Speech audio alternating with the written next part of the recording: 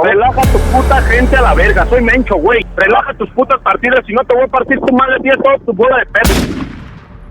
Todo proyecto de gran escala, incluso aquellos que operan en la ilegalidad, requiere algo más que fuerza bruta para sostenerse en el tiempo. La historia del crimen organizado demuestra que la violencia por sí sola no construye imperios duraderos. Detrás de cada gran líder suele existir una estructura administrativa capaz de ordenar, proteger y multiplicar los recursos que alimentan la maquinaria criminal. En ese sentido, el caso de Nemesio Oseguera Cervantes, conocido como el Mencho, no fue la excepción. El ascenso del cártel de Jalisco Nueva Generación no puede entenderse únicamente a partir de enfrentamientos armados, control territorial o estrategias de intimidación. El CJNG logró consolidarse como una de las organizaciones criminales más poderosas de México y con proyección internacional gracias a una combinación de disciplina interna, expansión agresiva y sobre todo una administración financiera extraordinariamente eficiente. Esta dimensión, muchas veces relegada a un segundo plano en el imaginario colectivo, fue clave para transformar a un grupo regional en una auténtica corporación criminal. Durante Chiao, el CJNG generó ingresos multimillonarios derivados de actividades ilícitas que incluían el tráfico de drogas, extorsiones y otras economías criminales. Sin embargo, el verdadero desafío no era únicamente obtener el dinero, sino hacerlo sostenible, ocultarlo del escrutinio de las autoridades y reintegrarlo al sistema económico formal sin levantar sospechas. Para Paulo Grajlu era indispensable contar con alguien capaz de diseñar y administrar una red financiera compleja. Esa figura fue Rosalinda González Valencia. La pregunta sobre quién administraba los bienes del CJNG generó durante años una enorme intriga. La respuesta apuntaba hacia la compañera sentimental de Oseguera Cervantes, una mujer cuya historia personal estaba profundamente entrelazada con el mundo del narcotráfico desde mucho antes de su relación con el líder del cártel. Rosalinda González Valencia provenía de un entorno familiar vinculado al llamado Cártel del Milenio, un clan que durante generaciones participó en el tráfico de drogas y que desarrolló conocimientos prácticos sobre el manejo de recursos ilícitos, la protección patrimonial y la creación de empresas fachada.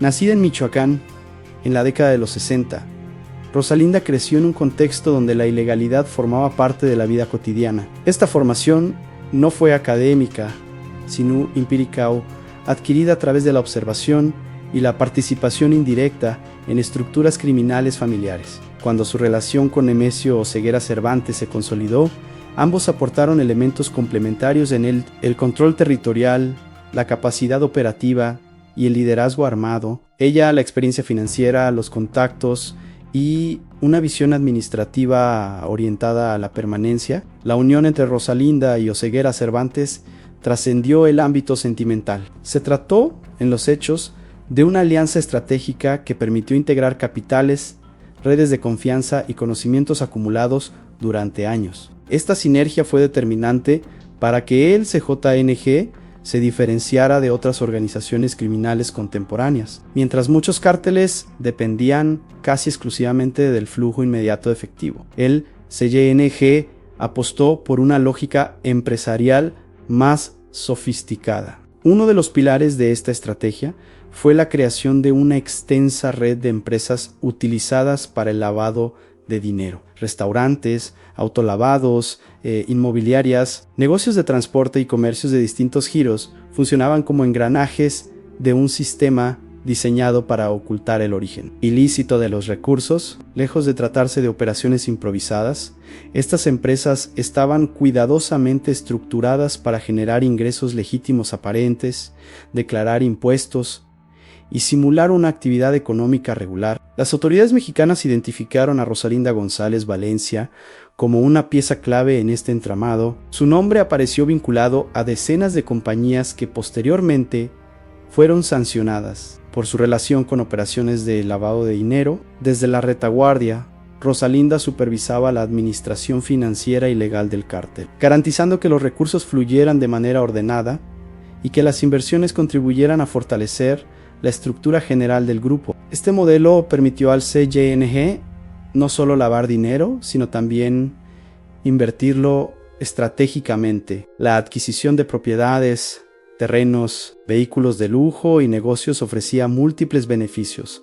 Aseguraba la permanencia del capital, facilitaba la movilidad de sus integrantes y generaba ingresos constantes independientes del tráfico de drogas. De esta manera, el cártel comenzó a operar con una lógica corporativa que le permitió resistir golpes operativos y financieros que habrían debilitado a otras organizaciones. La confianza absoluta derivada del vínculo matrimonial entre Rosalinda y Nemesio fue otro factor determinante, en un entorno donde la traición es una constante. Delegar la administración financiera en una persona de absoluta confianza reducía significativamente los riesgos internos. Rosalinda no solo manejaba recursos, también fungía como un filtro, un punto de control que alineaba las decisiones financieras con los intereses del liderazgo central. Este esquema reforzó además la noción de un cártel familiar, donde los lazos de sangre y matrimonio ocupaban posiciones estratégicas. Al colocar a familiares en áreas clave, el CJNG aseguraba un control más férreo sobre sus operaciones y limitaba la autonomía de mandos intermedios. Esta estructura heredaba prácticas de organizaciones criminales anteriores, adaptándolas a un contexto de mayor complejidad financiera y alcance internacional. La relevancia que Rosalinda González Valencia alcanzó dentro del cártel de Jalisco Nueva Generación no pasó inadvertida para las autoridades. Conforme el CJNG incrementó su presencia territorial y su influencia internacional, el interés del Estado mexicano dejó de centrarse únicamente en el líder visible y se desplazó hacia las figuras que sostenían la estructura financiera del grupo. En este nuevo enfoque, la atención se dirigió al entramado empresarial que permitía ocultar, mover y reinvertir los recursos provenientes de actividades ilícitas. Durante años, las investigaciones apuntaron a una red compleja de compañías utilizadas como vehículos para el lavado de dinero. Estas empresas, registradas formalmente y con operaciones aparentemente legítimas, constituían la columna vertebral económica del cártel. Restaurantes, autolavados, inmobiliarias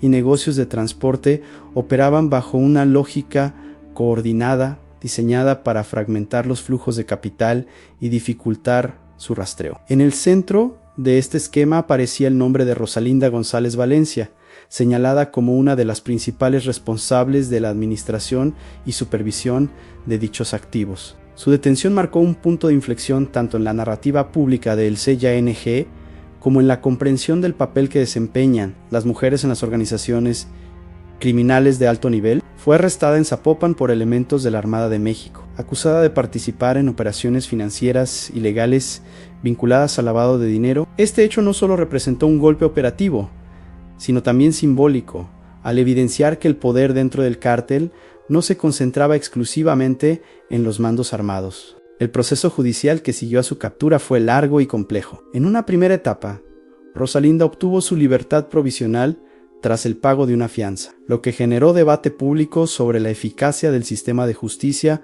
para enfrentar estructuras criminales sofisticadas. Sin embargo, su liberación no significó el cierre de los expedientes en su contra. Las autoridades continuaron recabando información y fortaleciendo los casos relacionados con su participación en esquemas financieros irregulares. Tiempo después, fue nuevamente arrestada por delitos similares, lo que confirmó que su papel dentro del entramado económico del CJNG seguía siendo objeto de escrutinio. Años más tarde, recibió una sentencia de prisión por omitir la declaración de operaciones financieras relacionadas con un autolavado que administraba en Puerto Vallarta. Aunque este caso específico parecía menor frente a la magnitud del cártel, resultó fundamental para establecer su responsabilidad directa en actividades de encubrimiento financiero. Tras cumplir más de la mitad de su condena y demostrar buena conducta, Rosalinda González Valencia obtuvo el beneficio de la libertad anticipada y abandonó el Centro Federal de Reinserción Social,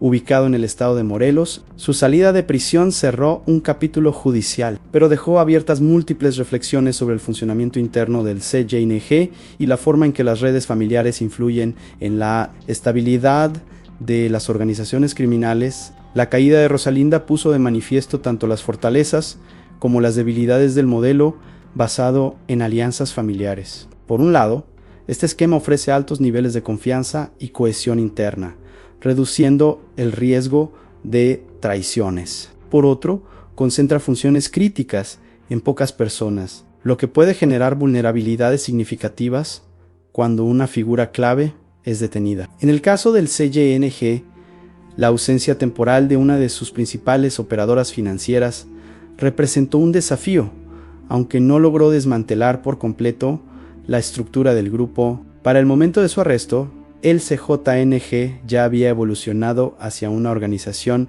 con procesos más diversificados y una estructura suficientemente robusta como para absorber golpes selectivos. No obstante, la detención de Rosalinda evidenció la importancia de la administración financiera dentro del crimen organizado y confirmó que el poder no siempre se ejerce desde la primera línea de confrontación armada. Desde una perspectiva histórica, la relación entre Nemesio Ceguera Cervantes y Rosalinda González Valencia puede entenderse como una alianza estratégica que combinó dos dimensiones fundamentales: el control operativo y la visión financiera. No se trató de una unión circunstancial, sino de un elemento estructural que permitió integrar capitales, conocimientos y experiencias previas en un proyecto criminal de gran alcance. Esta combinación fue decisiva para transformar al CJNG en una organización con proyección transnacional. El caso también permite observar la evolución del crimen organizado en México. Lejos de ser estructuras improvisadas o caóticas, los grandes cárteles funcionan bajo lógicas empresariales complejas, donde la planeación, la gestión de recursos y la administración del riesgo son tan importantes como el uso de la violencia. En este contexto, figuras como Rosalinda González Valencia adquieren un protagonismo que desafía los estereotipos tradicionales y obliga a replantear la comprensión del fenómeno criminal. En última instancia, la historia del cártel de Jalisco Nueva Generación no puede comprenderse sin analizar la alianza entre Rosalinda González Valencia y Nemesio Oceguera Cervantes. Su vínculo trascendió lo personal para convertirse en un acuerdo estratégico que permitió al cártel crecer, consolidarse y operar como una auténtica corporación criminal, sin la aportación financiera, administrativa y organizacional de Rosalinda. El CJNG difícilmente habría alcanzado el nivel de sofisticación y poder que lo caracterizó. Su trayectoria demuestra que en el mundo del crimen organizado, las decisiones tomadas en la sombra de la administración pueden ser tan determinantes como las armas que se empuñan en el terreno. La figura de Rosalinda González Valencia también abrió un debate más amplio sobre la forma en que el Estado enfrenta al crimen organizado. Su caso evidenció que perseguir únicamente a los líderes visibles resulta insuficiente cuando las organizaciones cuentan con estructuras financieras sólidas y diversificadas. El dinero, más que las armas, se convierte en el verdadero motor de la continuidad criminal. Mientras existan mecanismos eficaces para ocultar, mover y reinvertir capitales, los golpes operativos pierden parte de su impacto a largo plazo. En este sentido, la experiencia del CJNG mostró que la administración financiera puede ser tan letal como la violencia. Al garantizar liquidez constante, las áreas económicas permiten pagar nóminas, comprar lealtades, adquirir armamento, sobornar a autoridades y reconstruir células operativas después de cada ofensiva gubernamental. Rosalinda, desde su rol administrativo,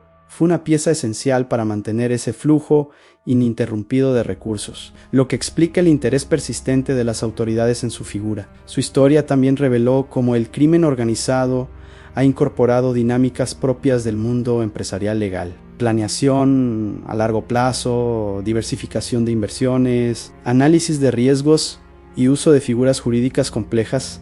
Forman parte de un modelo que busca minimizar pérdidas y maximizar ganancias. Bajo esta lógica, las empresas fachada no solo cumplían una función de lavado, sino que operaban como activos estratégicos capaces de generar ingresos legítimos, blindar patrimonios y facilitar la expansión territorial. Al mismo tiempo, la caída de Rosalinda puso en evidencia los límites de este modelo. La concentración de funciones críticas en un círculo familiar reducido, aunque eficaz en términos de control, crea puntos vulnerables difíciles de sustituir. La detención de una figura central puede generar desajustes internos, tensiones y reacomodos que debilitan temporalmente a la organización. Aunque el CJNG logró resistir, el impacto interno fue inevitable y obligó a redistribuir responsabilidades financieras y administrativas.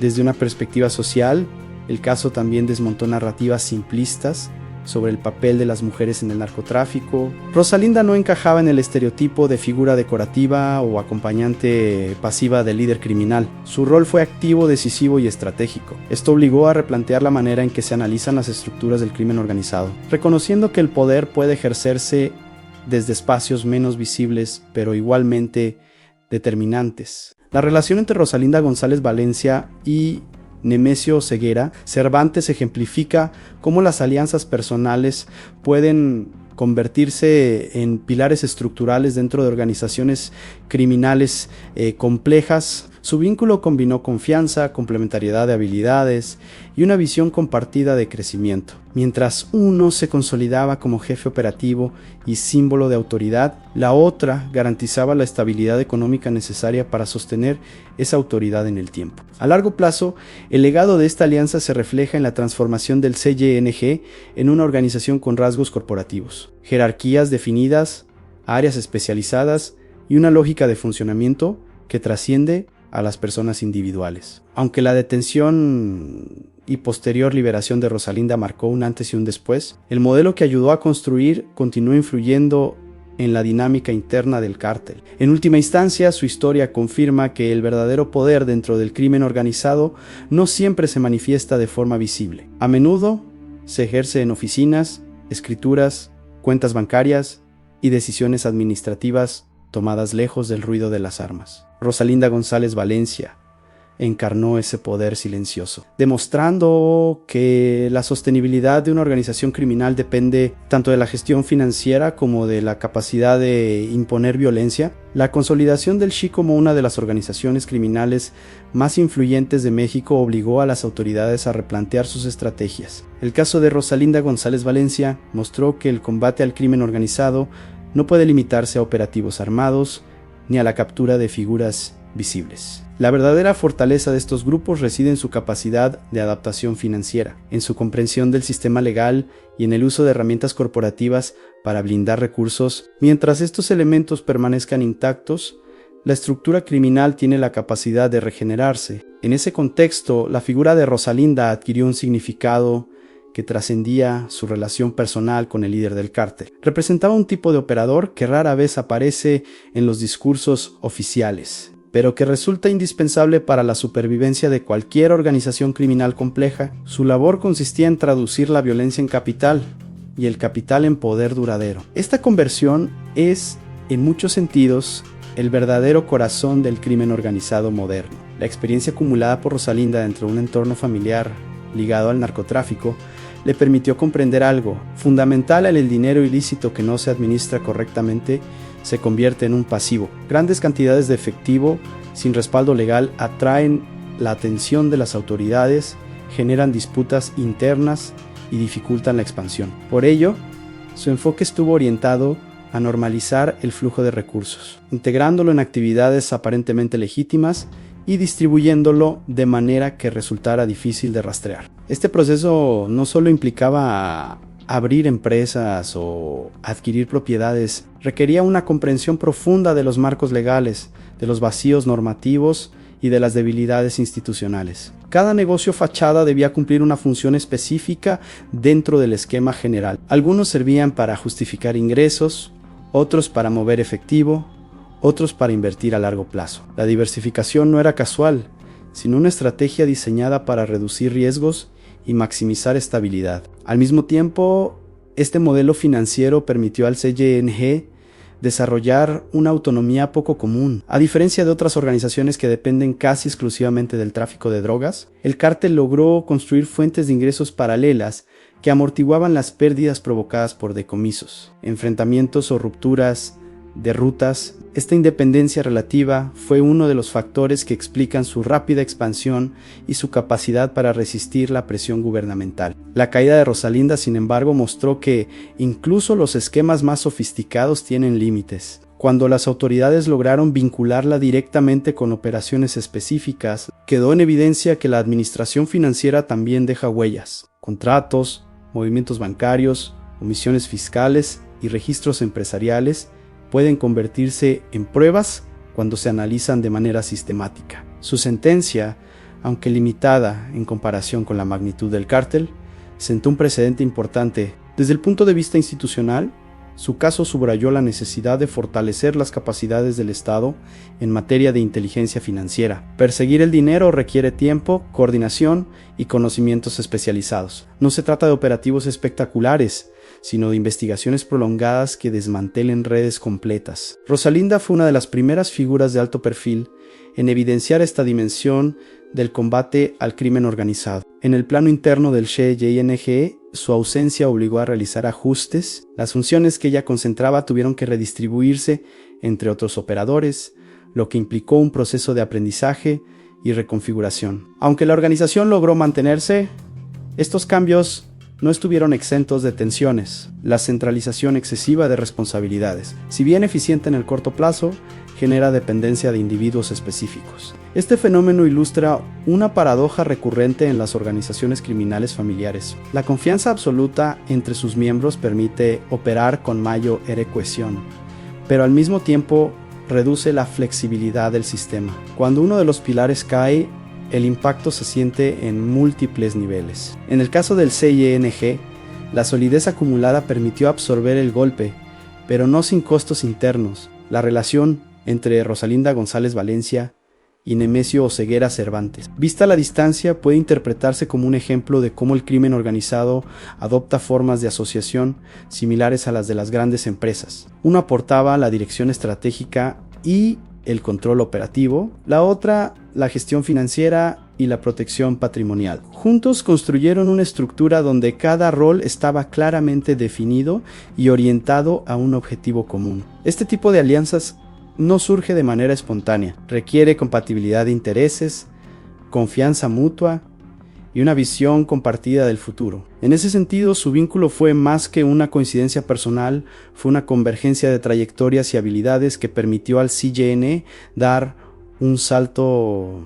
cualitativo. La organización dejó de ser únicamente un grupo armado para convertirse en una entidad con lógica corporativa. El estudio de este caso también invita a reflexionar sobre la evolución del narcotráfico en México, lejos de los modelos tradicionales centrados en caudillos carismáticos. Las organizaciones actuales funcionan como sistemas complejos, donde el liderazgo visible es solo una parte del engranaje. La verdadera continuidad depende de áreas menos expuestas, como la administración, la logística y las finanzas. En este escenario, figuras como Rosalinda González Valencia representan un cambio de paradigma. Su protagonismo cuestiona la idea de que el poder criminal se ejerce exclusivamente desde la violencia directa. Al contrario, demuestra que el control de los recursos, la planeación estratégica y la gestión del riesgo son componentes igual de decisivos. Sin estos elementos, incluso el grupo armado más temido pierde capacidad de acción. A nivel simbólico, su historia también tuvo un impacto en la percepción pública del crimen organizado. Mostró que las organizaciones no son estructuras improvisadas, sino proyectos de largo plazo que requieren conocimiento, disciplina